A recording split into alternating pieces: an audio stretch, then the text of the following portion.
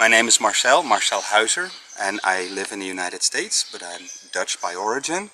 And I've had the pleasure to spend the last 4 days with Nelio. Nelio has a very nice 4x4, a Ford Ranger diesel, and he himself built this construction on the back to make it into a proper safari vehicle. It easily sits 4 or even 6 or 8 if you're not too big. But it's really comfortable with 4, 5 or 6 people. It's quite spacious. It's possible for anyone to really enter this vehicle because these steps he made, so it's easy to get in and out of. But what is really good about this vehicle, not only does it get you places, because in Parque Nacional das Emas it rains a lot, especially when we have the bioluminescence, and you have a lot of mud. So you need a 4x4, you need some clearance, and with this construction on top, it is far superior over sitting inside the vehicle. You're able to enjoy the landscape a lot more. You can see over the vegetation.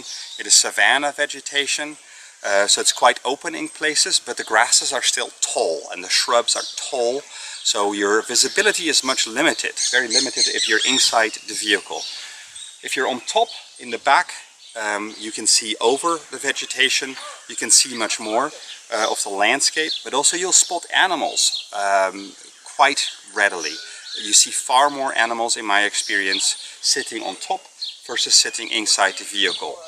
Not only do you see animals more easily, and you see many more animals, you are also able to photograph them much better.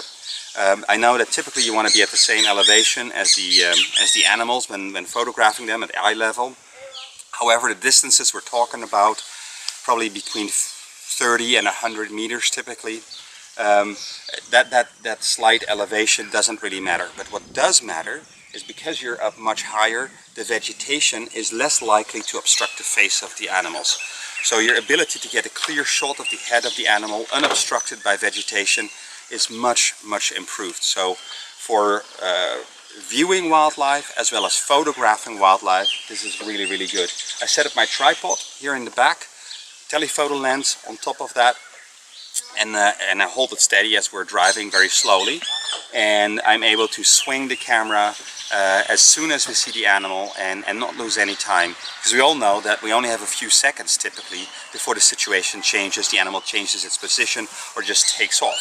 So being ready is really important.